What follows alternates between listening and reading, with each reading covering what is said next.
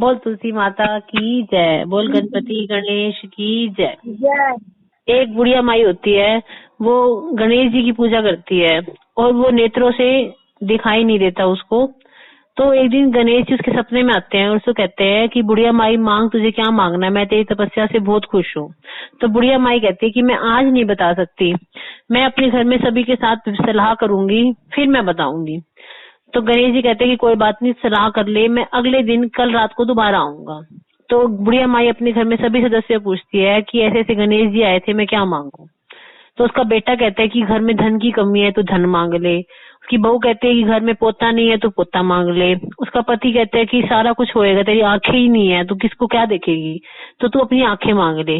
पर बुढ़िया माई के कुछ समझ में नहीं आता। फिर वो अपनी पड़ोसन के पास जाती है और उसको कहती है कि मैं बहुत परेशान हूँ, मुझे बता कि मैं क्या मांगू। तो पड़ोसन कहती है कि तू किसी की मत सुन, तू अपने मन की कर, जो तेरे मन में आते तू वही कर। तो बुढ़िया माई सारा दिन सोच विचार करती है। अगले दिन रात को गणेश जी फिर उसके सपने में आते हैं और उसको कहते हैं कि मांग बुढ़िया माई, क्या मांगना है। तो बुढ़िया माई कहती है कि मैं अपने पोते को सोने के पलने में झूलते हुए देखूं।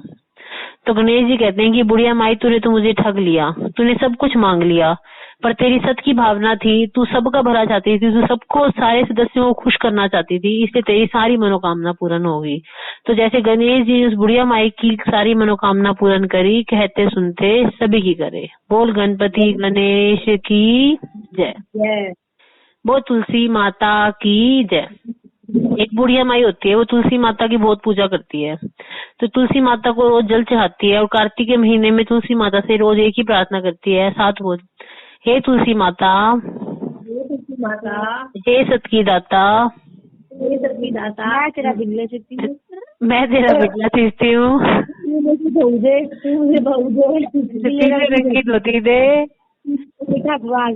मीठा मीठा ग्लास दे, वैकुंठ में वास दो, डाल दो, डाल दो, अच्छा डाल दो, दाल भात खाने को दो, दिन दो, 11 दिन दो, कार्तिक का महीना दो, श्री कृष्ण भगवान जी का कंधा दो, बोल श्री कृष्ण भगवान जी का कंधा दो। बहुत तुलसी माता की जय। तो वो रोज यही मांगती है। तो ये सुन के तुलसी माता मुरझाने लग जाती है। तो कृष्ण भगवान आते हैं और तुलसी माता को कहते हैं कि तुलसी माता तू क्यों मुरझा रही है, कार्तिकीय महीने में तेरी इतनी पूजा होती है। तो तुलसी माता कहती है कि एक बुढ़िया माई आती है और वो रोज मुझसे ये प्रार्थना करती है, मैं उसको सब कुछ देने का सामर्थ्य रखती हूँ, पर वो मुझसे कृष्ण का कंधा मांगती है, तो वो मैं कहाँ से ला कर दूं। तो कृष्ण भगवान कहते तो चिंता मत कर, जब उसका अंत में आएगा तो मैं उसको अपना कंधा दे दूंगा। ये सुन के तुलसी माता फिर से हरी भरी हो जाती है। और जैसे कि बुढ़िया माई मांगती है कि कार्तिक का महीना हो, वो 11 का दिन हो और तब उसके प्राण निकले, तो कार्तिक का महीना आता है, एकादशी का दिन होता है और उसके प्राण पखेरु उड़ जाते हैं। तो सारे उठाने लगते हैं, वो किसी से उठाई नहीं उठती। सभी कहते हैं कि पूजा तो बहुत करती थी, पता नहीं ऐसा क्या पाप कर रखा था जो इतनी भारी हो गई। इतनी देर में जो कृष्ण भगवान होते हैं वो एक बच्चे का रूप धारण करके आते हैं, उसको अपना पीला पीताम्बर उड़ाते हैं और बुढ़िया माई के कान में कहते हैं कि ले बुढ़िया माई, कार्तिक का महीना ले, एकादशी का दिन ले और मेरा कंधा ले। तो ये सुन के बुढ़िया माई हल्की हो जाती है और कृष्ण भगवान उसको अपना कंधा देते हैं। तो जैसे उस बुढ़िया माई को कृष्ण भगवान ने अपना कंधा दिया, कहते सुनते सभी को अपना कंधा दे। वो तुलसी माता की जय। एक गुजरी होती है, वो दूध बेचने जाती है। तो एक दिन वो मंदिर के आगे से जा रही होती है, तो वो देखती है कि मंदिर के आगे जो पीपल का पेड़ है ना, उस पे सारी महिलाएं बहुत पूजा कर रही हैं। तो वो उनको कहती है कि मैं रोज यहाँ से जाती हूँ, इतनी पूजा नहीं हो रही होती, अब ऐसा क्या खास बात है। तो कहते कार्तिक का महीना शुरू हो गया है और पीपल भगवान में ब्रह्मा, विष्णु और महेश तीनों का निवास होता है। तो जो पीपल भगवान है वो सभी मनोकामना पूर्ण करते हैं। तो वो कहती है कि तुम तो सभी पानी से सींच रहे हो, मेरे पास दूध है, मैं तो दूध से सींचूंगी। तो वो जो दूध बेचने जा रही होती है वो सारा पीपल भगवान पे चढ़ा देती है। घर जाकर उसकी सास कहती है कि आज जो दूध बेच के आई उसके पैसे ला के दे। वो कहते हैं कि ना भाई अब नहीं ला के देती मैं पैसे, जब महीना पूरा हो जाएगा ना फिर ला के दूंगी। तो ऐसे पूरा महीना बीत जाता है। वो अपना रोज मंदिर के आगे से जाती है, वो देखती है कि औरतें जो है वो पीपल भगवान की पूजा कर रही होती है, तो उसका भक्ति भाव जाग जाता है। तो वो जो लेके जा रही होती है वो सारा पीपल भगवान पे चढ़ा जाती है। तो इस तरह पूरा महीना जो उसका दूध का पात्र है वो पीपल भगवान पे चढ़ाती रहती है। अब महीना पूरा हो जाता है, सास कहती है कि कल तुझे पैसे ला कर देने हैं। अब वो कार्तिक का महीना होता है, पूर्णमासी का दिन होता है, वो तो पीपल पर डेरा लगा के बैठ जाती है कि भाई आज जो है वो मुझे कार्तिक भगवान, पीपल भगवान मेरी रक्षा करो, आज मेरी सास ने मुझसे पैसे मांगने हैं।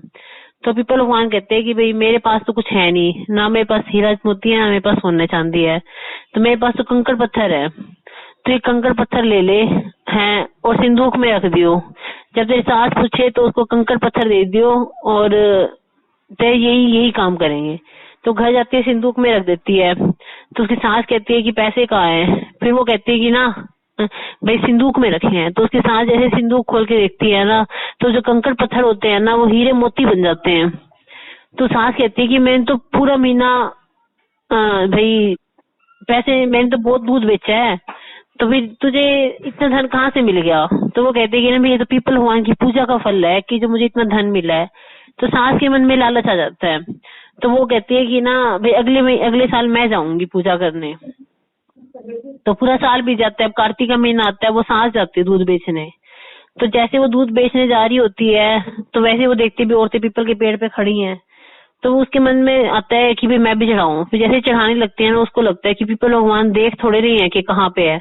तो सारा दूध बेच आती है और आके बर्तन की जो धोवर होती है वो पीपल पे चढ़ा देती है। और घर जाके बहू को कहती है कि मुझसे पैसे मांग। तो बहू कहती है कि मैं तुझसे कैसे पैसे मांगू? कहती नहीं मांग पैसे।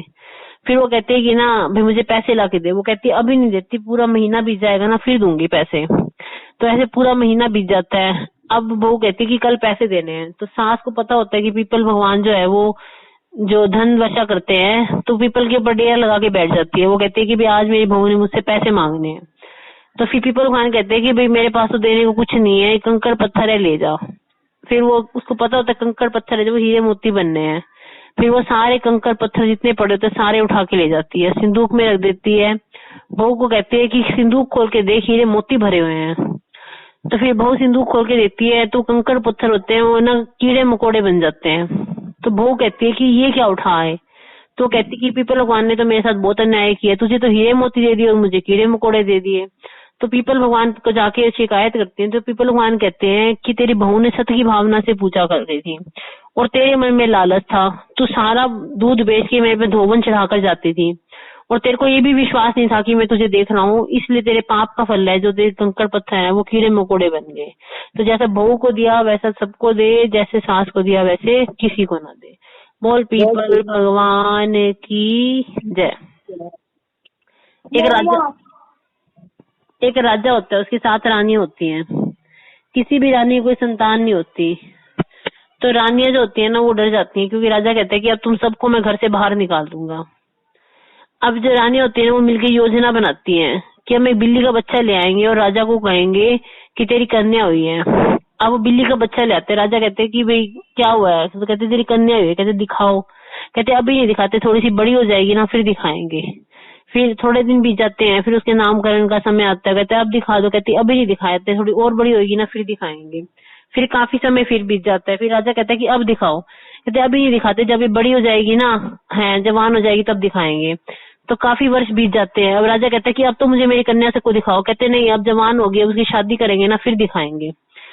अब काफी समय फिर भी जाता है। अब रानियां मिलके एक राजकुमार को सारा बता देती है, ऐसे ऐसे हमने ना बिल्ली के बच्चे को राजकुमारी बताया था, तो हमारी लाज रख लियो। तो उनको कोई राजकुमार मिल जाता है जो उनकी योजना में आ जाता है। अब उस राजकुमार की बिल्ली के बच्चे के साथ शादी कर देते हैं। अब राजा कहते हैं कि मुझे अब दिखाओ मेरी कन्या। कहते अब नहीं दिखाते, जब पग फेरे के लिए आएगी ना फिर दिखाएंगे। अब जो वो बिल्ली के बच्चे के साथ उस राजकुमार की शादी करके उसको भेज देते हैं। अब जो राजकुमार होते हैं उसकी माँ होते हैं ना, वो कहीं बाहर जाते हैं और बिल्ली के बच्चे को कहते हैं कि तू सारी घर की सफाई करके रखियो। तो बिल्ली का बच्चा अपनी पूंछ से सारी झाड़ू मार रहा होता है। तो इतने संध्या का समय होता है, रायर मुदर भगवान जा रहे होते हैं। वो कहते हैं कि बिल्ली के बच्चे की परीक्षा लेते हैं। तो बिल्ली के बच्चे कहते हैं कि बिल्ली के बच्चे हमें ना बहुत प्यास लगी है, हमें पानी पिला। तो बिल्ली का बच्चा कहता है कि मैं प्यास लगे तुम्हें पानी नहीं, मैं तो तुम्हें दूध गर्म करके पिलाऊंगा। तो वो दूध गर्म करके आ जाते हैं तो उसकी गिलास पकड़ने में उसकी पूंछ सड़ जाती है। तो पार्वती माता जो होती है ना उसका दिल पिघल जाता है। वो कहती है कि देख बिल्ली का बच्चा होकर मेरी इतनी सेवा कर रहा है, सुंदर राजकुमारी बन जाए तो मेरी कितनी सेवा करेगा। तो फिर शंकर भगवान उसको छीटा देते हैं, वो सुंदर राजकुमारी बन जाती है। फिर वो राजकुमारी कहती है कि मुझे लोग पहचानेंगे कैसे, राजकुमार को तो यही पता है कि मैं बिल्ली का बच्चा हूँ। तो उसकी पैर की उंगली का एक नाखून जो होता है वो बिल्ली का रख देते हैं, तो जिसे राजकुमार को उसकी पहचान हो जाए। अब राजकुमार घर आता है तो कहते हैं कि भाई तुम कौन हो? कहते मैं बिल्ली का बच्चा हूँ, ये राय दामोदर भगवान की सेवा का फल है जो मैं सुंदर राजकुमारी बन गई। फिर कहते मैं कैसे विश्वास करूं? फिर वो बिल्ली का जो बच्चा होता है वो अपनी तर्जनी उंगली का ना नाखून दिखाता है, कहते देखो मैं पहले बिल्ली थी। अब राजकुमार बहुत प्रसन्न हो जाता है। अब अगले दिन पग फेरे के लिए जाना होता है घर पे, तो सारी रानियां जो होती है वो महल के चबारे पे चढ़ जाती है। वो सोचती है कि आज हमें राजा घर से निकालेगा तो इससे पहले ही हम अपनी महल के चबारे से कूद के जान दे देंगे। तो वो जो महल के चबारे पे खड़ी होती है तो इतने वो देखती है कि राजकुमार एक सुंदर राजकुमारी के साथ आ रहा है। तो वो राजा कहता है कि भी इतनी सुंदर मेरी कन्या थी, मुझे पहले क्यों नहीं दिखाया? फिर रानियां कहती है कि सच बात तो ये है कि हम एक बिल्ली का बच्चा लेके आए थे और पता हमें भी नहीं है इस बात का कि ये सुंदर राजकुमारी कहाँ से आई। तो फिर उस राजकुमारी ने बताया कि मैं वही बिल्ली का बच्चा थी और ये राय दामोदर भगवान की पूजा का फल है, और रानियों ने जो कार्तिक में भगवान की सेवा करी है उसका फल है कि इनका बोला गया झूठ भी सच में बदल गया। तो जैसे राय दामोदर भगवान ने रानियों की लाज रखी, कहते सुनते सभी की लाज रखे। बोल राय दामोदर भगवान की जय। एक बुढ़िया माई होती है, उसका नियम होता है कि जो भी उसको खाने के लिए दिया जाता है ना उसको 4 हिस्सों में बांट के खाती है। एक जो भाग होता है वो कुत्ते को देती है, एक गाय को देती है, एक चिड़िया को देती है और एक खुद खाती है। तो उसका ये नियम चल रहा होता है। एक दिन उसका बेटा होता है, वो कहता है मैं विदेश जा रहा हूँ। तो बेटा विदेश जाता है तो पीछे से बहू देखती है कि जो उसकी सास है वो एक ही हिस्सा खाती है खाने का जितना भी उसको देते हैं। तो कहती है वो इतना अन्न बर्बाद कर रही है, उसको एक ही हिस्सा देना शुरू करती हूँ। तो वो 4 रोटी की बजाय उसको 1 रोटी देने लग जाती है, कहती खाती तो एक ही रोटी है। तो उसका नियम पर बुढ़िया का वही रहता है, उस 1 रोटी के भी वो 4 हिस्से करती है, एक गाय को देती है, एक कुत्ते को देती है और एक चिड़िया को देती है और एक खुद खाती है। फिर उसकी बहू उसको 1 हिस्सा देने लग जाती है, कहती है खाती तो एक ही हिस्सा है। वो धीरे धीरे करके एक चने पे आ जाती है और वो इतनी कमजोर हो जाती है कि उसको आले में बिठा देते हैं। इतने जो उसका बेटा होता है वो विदेश से वापस आ जाता है, कहता है मेरी माँ कहाँ है?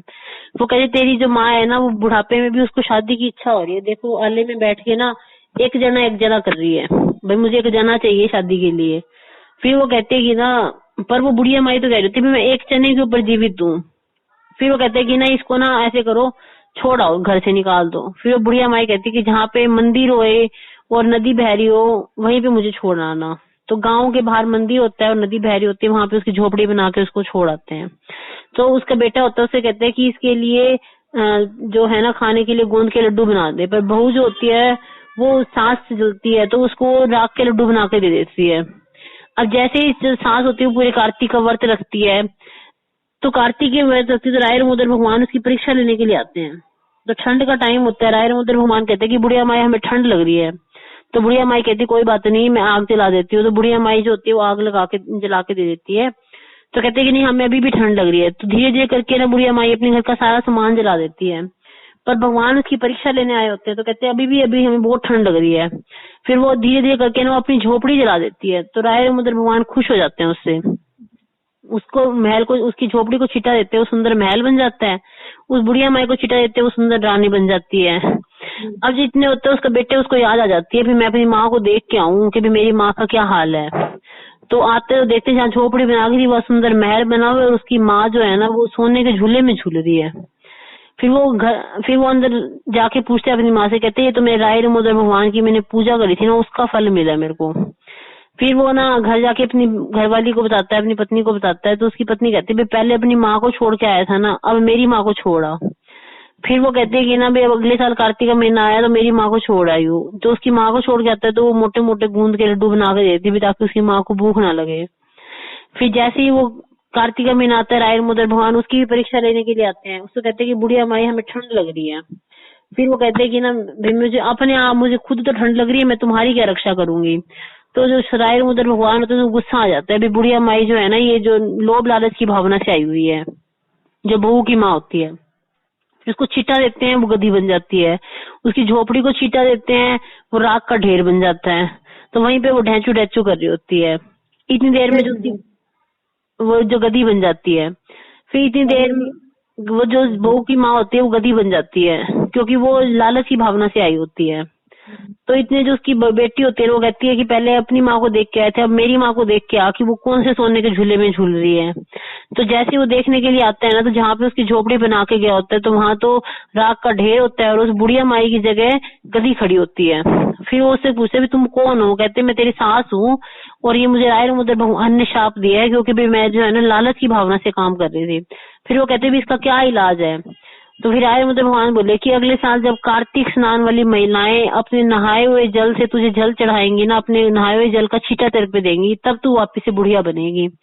अब पूरा साल वो गधी के रूप में भगवान की पूजा करती है, भगवान से क्षमा याचना करती है और अगले साल जब कार्तिक का महीना आता है तो कार्तिक स्नान वाली औरतें अपने नहाए हुए जल का छिट्टा उस पे देती है, तो फिर वापिस वो महिला बनती है। तो जैसे बेटे की माँ के साथ भगवान ने किया वैसा सबके साथ करे, जैसे बहू की माँ को दिया वैसे किसी को ना दे। बोल तुलसी माता की जय, बोल राय रमुद्र भगवान की जय। आरती कर, आरती। पहली आरती विंद्रा देवी दी आरती, यमुना लगे पापड़े है। चावल हाथ में रखने हैं या गड़वी में डाल दें। ठीक है। पहली आरती विंद्रा देवी दी आरती, यमुना लगे पापड़े, देव की जाया देव का यशोदा जाया कान्हा रे, जायो बाल सांवरा सोना कर देता, मेरे घर आए श्री भगवान, मेरे घर आए गोपी दुकान, मंगला आरती सांवरे सो, मात यशोदा दही बिलोए, मात यशोदा नंद की रानी, खीर कटोरे गड़वे पान, झुल पीवे मेरी तुलसारानी, तैं झुलिया मेरी रात बिहान, झुलिया मेडरा माई, 900 गोपी वालन कुआर, शंख बजे नारायण बजे गोपियों दा कहन बजे, आनो कुंजी सरग द्वार, मेरा जीवड़ा सरग द्वार, सर द्वार दा पानी मीठा, राम जी मैं गौआ चराएगा, बछड़े खीर खिलाएगा, आगे तिली पीछे नंदा, ठाकुर जी मैं तेरा बंदा, हुआ चिट्ठी रावली मंजा सर द्वार,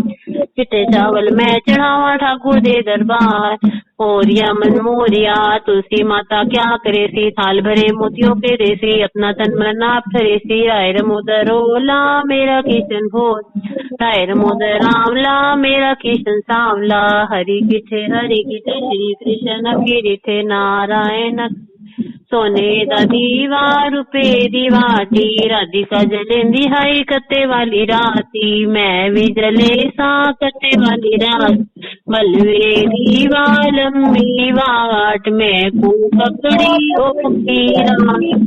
की रात मेरा बहना भाई, अंत बेले मिला तू, सोने दा दीवा रुपे दीवाटी, राधिका जलेंदी हाई कत्ते वाली राती, मैं भी जले सा कत्ते वाली रात, बलवे दीवा लंबी बाट, मैं को पकड़ी रात मेरा बहना भाई, अंत बेले मेरा तू ही सहाय, सोने दा दीवा रुपे दीवाटी, मैं वर पाया कार्तिक नाती, मिट्टी दा दिया रुए दीवा, मैं वर पाया कार्तिक नाती, सुखी वसे मेरा दीवा, आगे आगे दीवा, तुलसा दीवा बाल के मैं जावा सरद्वार, तुलसा दीवा बाल के मैं जावा सर, श्री राम श्री राम श्री राम, तुलसा महारानी नमो नमो, हर की पटरानी नमो, वैकुंठो आई नमो नमो, श्यामा नल व्याई नमो नमो, जद में तुलसा होई दुपतरी, पूजा करते ब्राह्मण खत्री, आरती करते तुलसा महारानी नमो नमो, हर की पटरानी नमो नमो, वैकुंठो आई नमो नमो, श्यामा नल व्याई नमो, जद मेरी तुलसा पैया लगरा, जद मेरी तुलसा पैया लग, श्याम सुंदर नो पै गया खबरा, श्याम सुंदर नो पै गया खबरा, तुलसा महारानी नमो, हर की पटरानी नमो नमो, वैकुंठो आई नमो नमो, श्यामा नल व्याई नमो नमो, जद मेरी तुलसा होई जवान, जद मेरी तुलसा होई जवान, कोल खड़ोते शालिग्राम, कोल खड़ोते शालिग्राम, तुलसा महारानी नमो नम, हर की पटरानी नमो नमो, बैकुंठो आई नमो नम, श्यामानल ब्याई नमो नमो, जद मेरी तुलसा बैठिए खारे,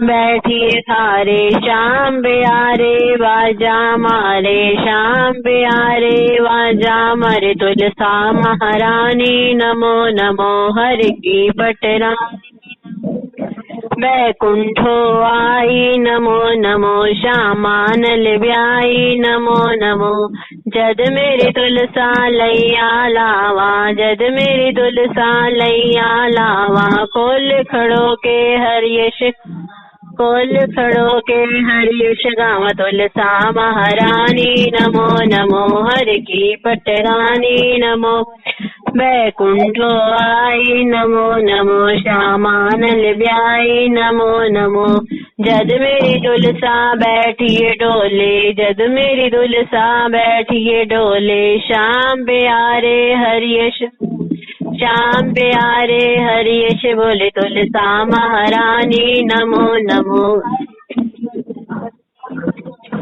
बैकुंठो आई नमो नमो, श्यामानल ब्याई नमो नमो, जद मेरी तुलसा आई वेड़े, जद मेरी तुलसा आई वेड़, मात यशोदा वंडदी पेड़े, मात यशोदा वंडदी पेड़े, तुलसा महारानी नमो नमो, हर की पटरानी बैकुंठो आई नमो नमो, श्यामानल ब्याई नमो नमो, जद मेरी तुलसा आई मंदिर, जद मेरी तुलसा आई मंदिर, पूजा करती सारी संगत, आरती करती सारी संगत, तुलसा नमो नमो, हर की पटरानी नमो नमो, बैकुंठो आई नमो नमो, श्यामानल ब्याई नमो नमो, नमो नमः नमो नमः, तुलसा महारानी नमो नमः, नमो नमः नमो नमः, तुलसा महारानी नमो नमः,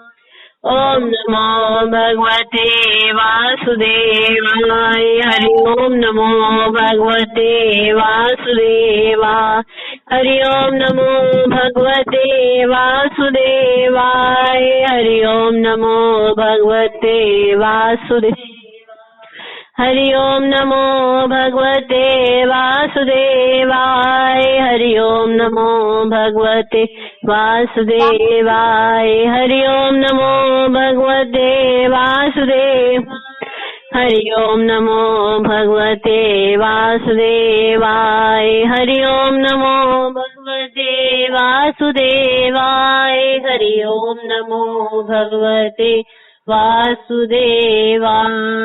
बोल तुलसी माता की जय, बोल शालिग्राम जी महाराज।